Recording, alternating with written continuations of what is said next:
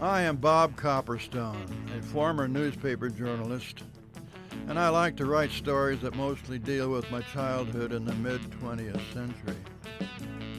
During my 80-plus years, I have accumulated troves of facts and memories as I experienced them here in Wahoo and surrounding Saunders County. These vignettes are presented as true and factual to the best of my recollection, and I wish to pass them on before they blink, flicker, and go dark forever.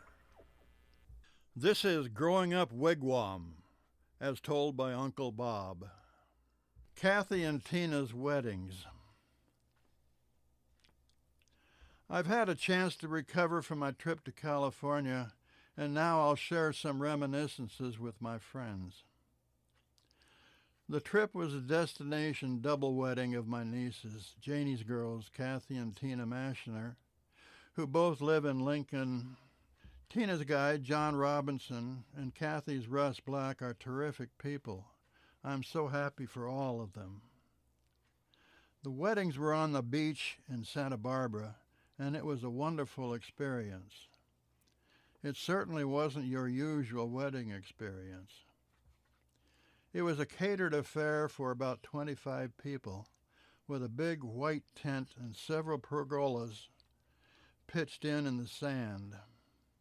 The girls had hired a band from L.A. to play on portable bandstand, with a dance floor in front. A professional photographer was busy all night. Food was catered with an open bar. Grooms and groomsmen wore matching Tommy Bahama shirts, vests, linen pants, and flip-flops. The bridesmaids wore long pastel dresses, and the girls were resplendent in full bridal gowns and jeweled sandals. The lady pastor was barefoot below her white robes, and guests were garbed in shorts and beach attire. It was, as I said, different. The ceremony was quite beautiful and touching. I walked Kathy down the sandy aisle while Rochelle's husband, Jack, gave away Tina. Dang, I stumbled a bit in the sand when starting out on our march, but it turned out okay.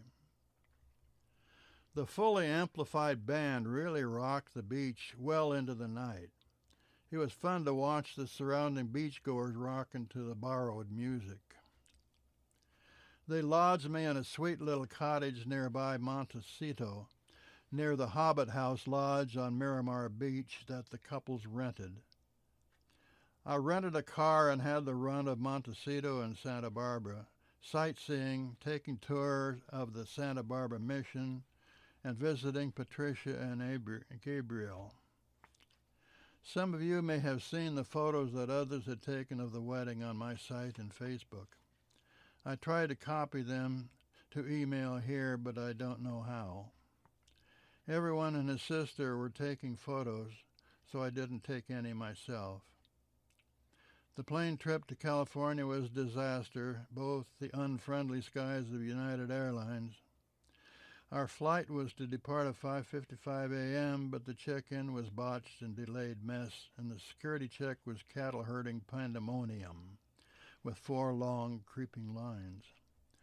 There were 5 of us in the wedding party on the flight, with lots of wedding dresses and luggage, and the check-in was dragged on. Kathy asked the clerk to call the gate and alert them that we were coming. They didn't do that, apparently. Sadly, we got to the gate 4 minutes after the last call to board was called, and they refused to let us on. We were stunned and the girls naturally frantic, but nothing could be done. Our plane stood at the gate for at least 15 minutes while we chafed and cussed and stared at the closed gate. No apologies, no sympathetic words, or even a listening ear from United. We 5 in the wedding party weren't the only ones denied passage at the gate. We watched the airliner take off with 17 empty seats.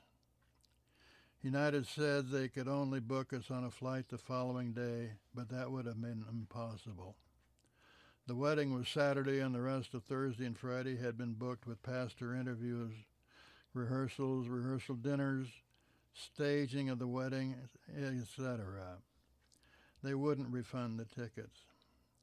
So Kathy and Russ frantically arranged other flights for that day, rescheduled the rental cars, and we flew into LAX and drove in a rental van to struggle into Santa Barbara Airport just before midnight to claim our luggage.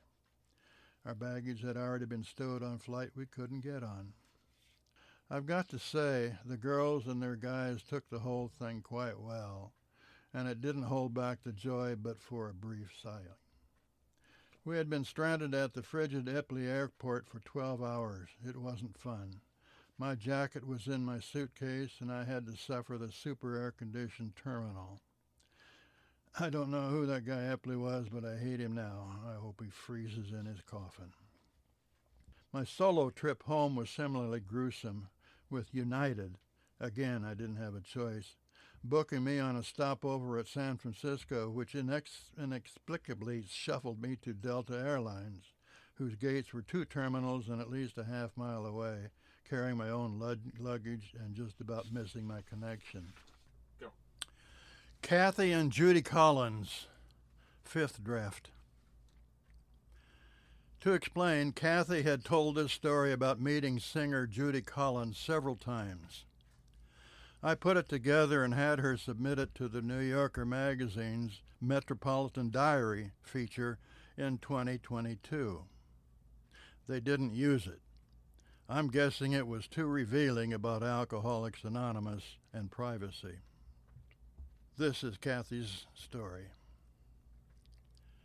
I was pursuing a career in opera in the 1990s when I decided to return to my birthplace, New York City.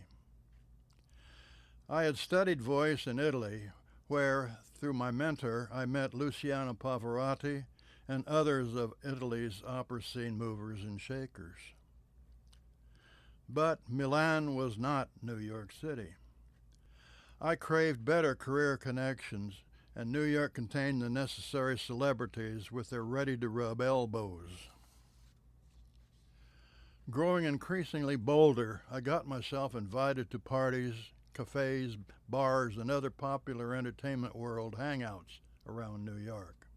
I had some early successes meeting some of the glitterati, which strengthened my resolve to taste the glamour that I was positive the upper echelon forever enjoyed. Then one evening I was in the Upper East Side, rehearsing some Donizetti's scenes in a basement hall in the St. Jean-Baptiste Church at 76th and Lexington. The hall's doorbell rang and I was asked to answer it. There stood a rather hard-looking woman bearing an anxious, slightly wide-eyed demeanor. She crowded closer to me on her tiptoes, craning her neck over my shoulder to peek at some of the people inside. "Is this the AA meeting?" she asked.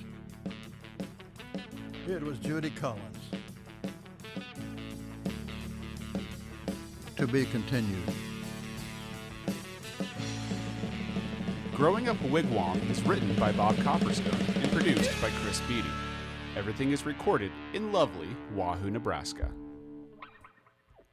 If you've enjoyed this and want some more stories about Uncle Bob and other things, please subscribe at chrisbeatty.com.